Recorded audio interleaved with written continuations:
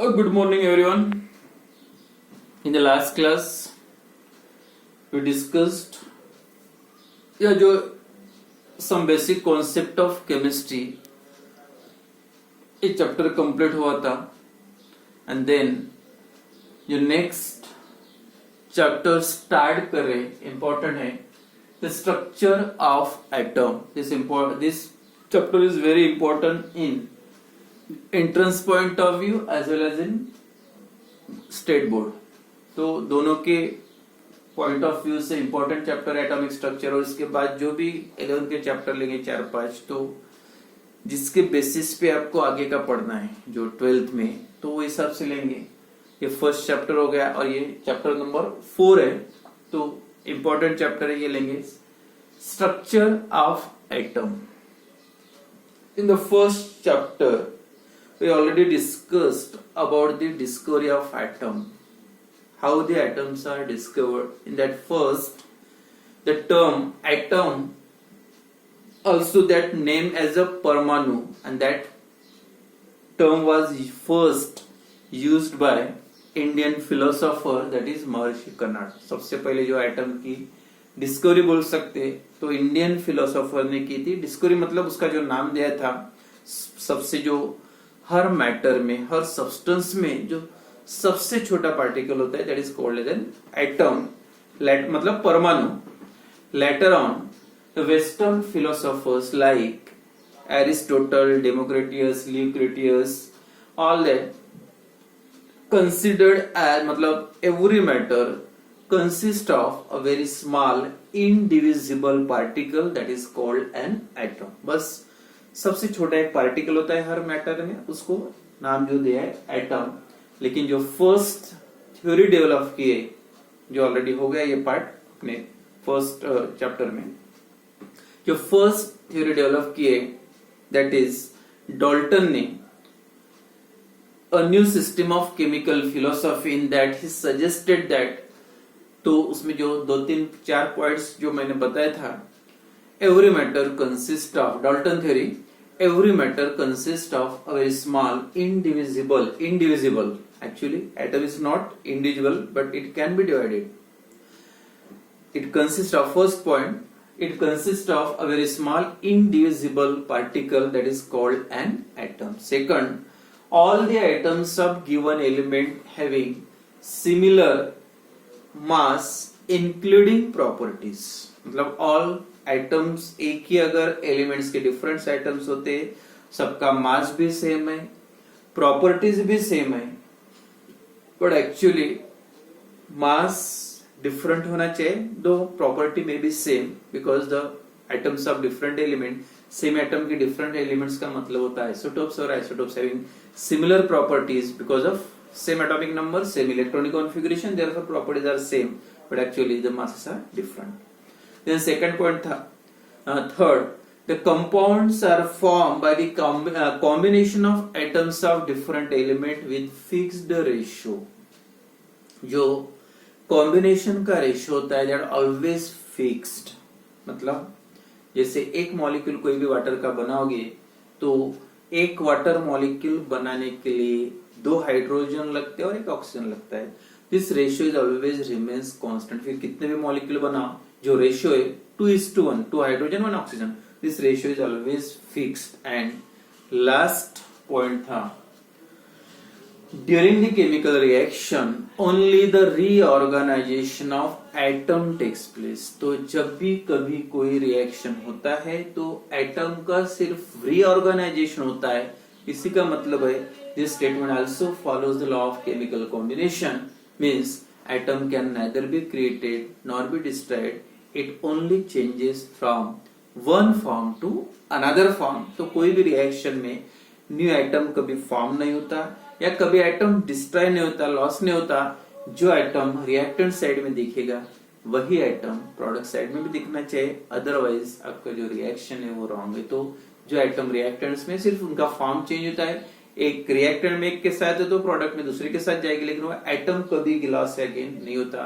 तो ये था कॉन्सेप्ट डाल्टन थ्योरी का जो फर्स्ट थ्योरी दी थी. एंड देन उसके बाद जो आगे कॉन्सेप्ट आपको पढ़ना है, जो स्ट्रक्चर मॉडल्स, अलग अलग मॉडल से अलग अलग साइंटिस्ट ने जो दिया, रुदरफोर्ड मॉडल, बोर मॉडल, लेकिन उसके पहले थोड़ा सा उसका जो डाल्टन थ्योरी का क्या फेमस, मतलब Dalton theory was able to explain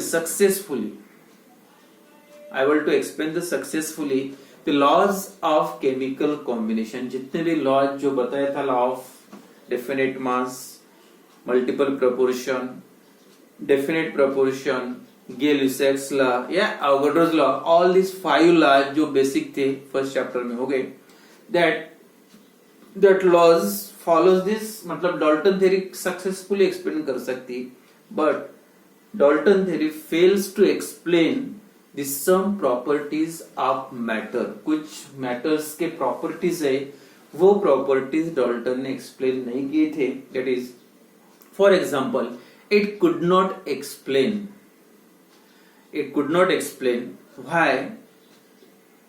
why glass rod or ebonite rod rub with silk, then it generates the electricity. कोई भी अगर ग्लास रॉड या एबोनाइट रॉड से आप अगर सिल्क को रब करोगे तो जो पता है सबको, वो पार्टिकल जो होते हैं उसके तरफ अट्रैक्ट होते, मतलब इसका वहां पे इलेक्ट्रिसिटी जनरेट हुई. तो ये जो प्रॉपर्टीज है, कुछ प्रॉपर्टीज मैटर के, तो जो इलेक्ट्रिसिटी प्रोड्यूस होना या other properties, that could not be explain by Dalton theory. तो ये जो प्रॉपर्टीज है डाल्टन थ्योरी ने एक्सप्लेन नहीं की थी. उसके बाद में एटम के जो स्ट्रक्चर की और डिस्कवरी, लेकिन ये जो प्रॉपर्टीज है, हाउ इट अट्रैक्ट्स दी, मतलब पार्टिकल चार्ज की तरफ कैसे अट्रैक्ट होते, how electricity generated, how every matter associated with the electricity या चार्ज, ये सब जो एक्सप्लेनेशन उसका जो क्लियर हुआ after the discovery of main जो पार्टिकल्स होते हैं, दैट इज सब एटॉमिक पार्टिकल, या उसका दूसरा नाम है that is after the discovery of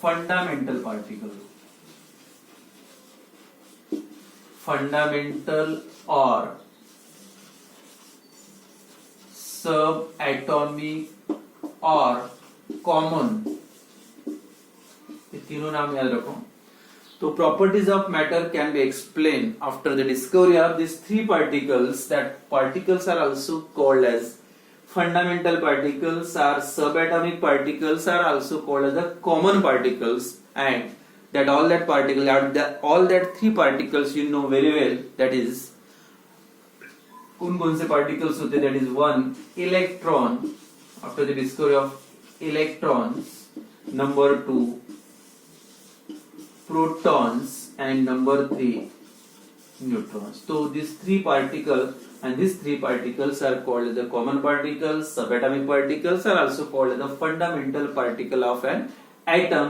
जो 3 particles के डिस्कवरी के बाद जो प्रॉपर्टीज जो एटम के अलग अलग होते हैं, कौन कौन सी प्रॉपर्टी, उसका एक्सप्लेनेशन दिया है. तो मेन जो फंडामेंटल पार्टिकल्स होते हैं 3 particles, out of that the 2 particles present in the nucleus of an atom, that is protons and neutrons. ये जो 2 particles है तीन में से, they present at the center of atom, and that center is called as also as a nucleus. And these particles या nuclear particle भी बोलते हैं उसको, and that collectively called as nucleons.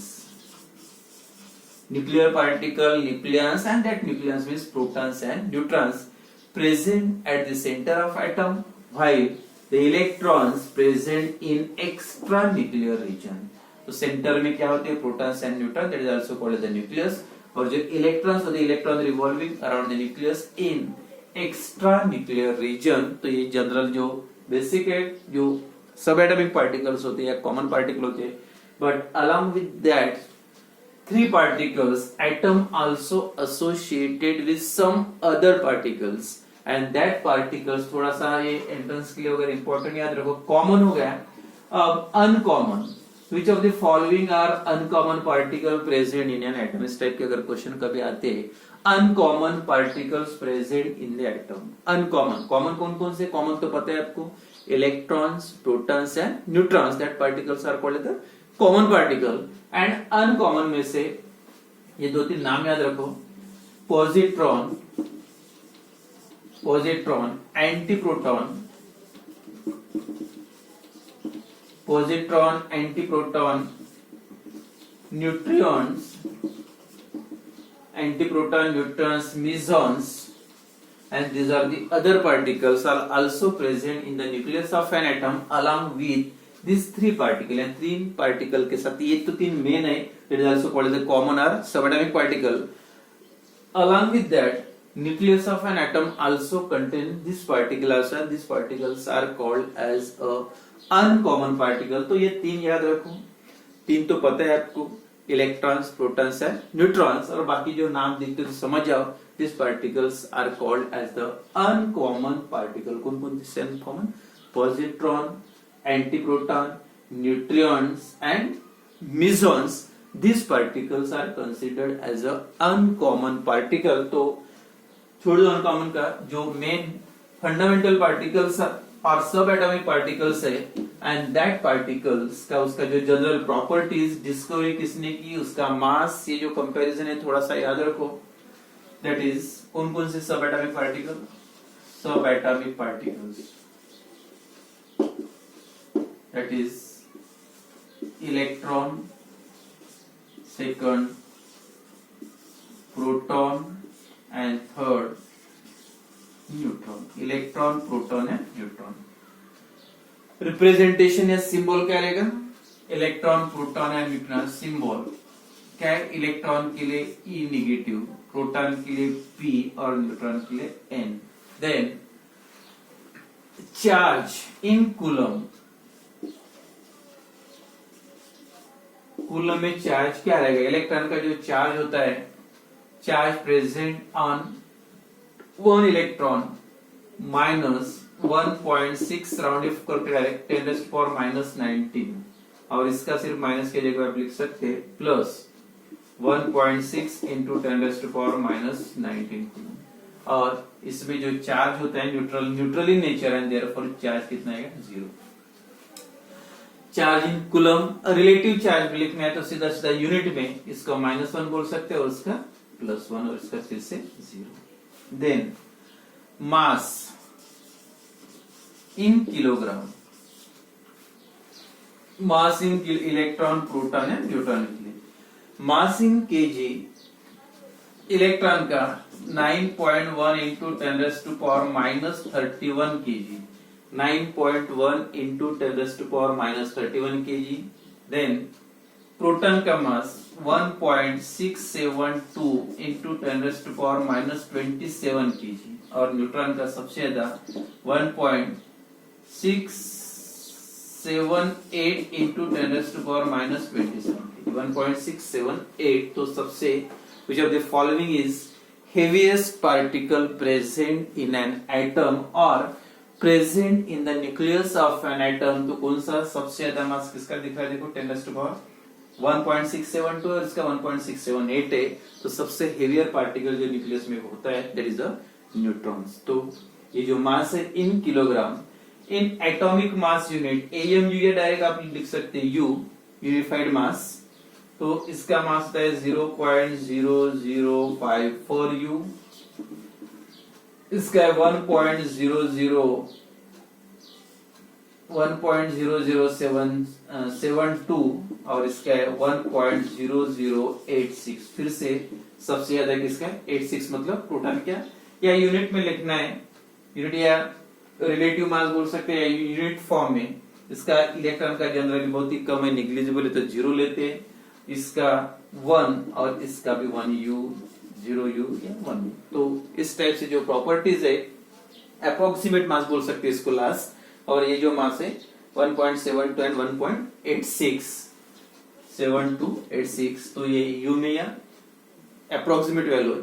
तो ये मास तीनों का सबसे हेवीएस्ट कौन सा है, उसके बाद ये चार्ज, बाकी उतना important. These are the properties of subatomic particles present in an atom. तो subatomic particles are electrons, protons and neutrons. तो इसके बाद जो तीनों की डिस्कवरी जो है उसमें ज्यादा इंपॉर्टेंट नहीं है साइंटिस्ट का नाम. सेकंड जो एक्सपेरिमेंट कौन सा यूज किया गया डिस्कवरी के लिए, तो जो फर्स्ट है out of these three fundamental particles या subatomic particles are common particle. The first particle is electron. And electron was first discovered by, तो नेक्स्ट टॉपिक बोल सकते हैं डिस्कवरी ऑफ इलेक्ट्रॉन। और यहाँ पे जो डिस्कवरी 1897 और discovered by J Thomson.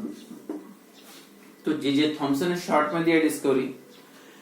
Electron was first discovered by J.J. Thomson, but before that, the discovery of electron depends on based on the discovery of cathode rays. So first, this J.J. Thomson in 1897 investigated the cathode rays, and that cathode rays are a stream of very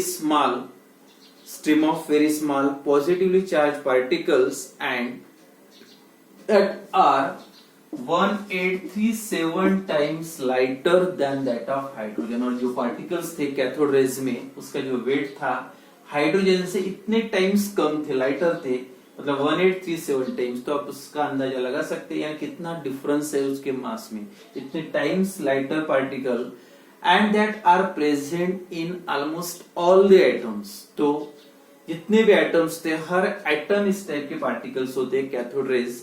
तो सबसे पहले जो electron की discovery की है किसने, J Thomson ने in 1897 and that discovery is based on the discovery of cathode rays. तो जो डिस्कवरी हुई कैथोड रेज की, for that the Thomson use evacuated electrical discharge tube. Evacuated मतलब पूरा empty that containing gas, and he placed the two electrodes and high voltage is applied between the short में बताओ ये experiment जैसे वैसे दिया नहीं। and this tube contain evacuated charge electrical discharge tube contains some gas when high voltage near about 10,000 coulomb of electricity is supplied between these two electrodes। तो क्या होगा, हाई वोल्टेज सप्लाई करने से the electrical discharge जो extra current ये electrode में जाएगा। First this one is cathode negative charge and this one is anode. when electric current high voltage electricity is passed between these two electrode, तो उसका जो discovery actually कैसे हुआ electrons का, तो हाई वोल्टेज जब पास किया गया तो जो भी एक्स्ट्रा चार्जेस आप बोलते हैं ओवर वोल्टेज, वो जो स्पार्किंग वगैरह होती है, तो उसका रीजन क्या है, अगर जितनी वो वायर की कैपेसिटी होती है इलेक्ट्रिक करंट कैरी करने की, उससे ज्यादा अगर उसमें से करंट पास करोगे तो एक्स्ट्रा करंट बाहर निकलता है।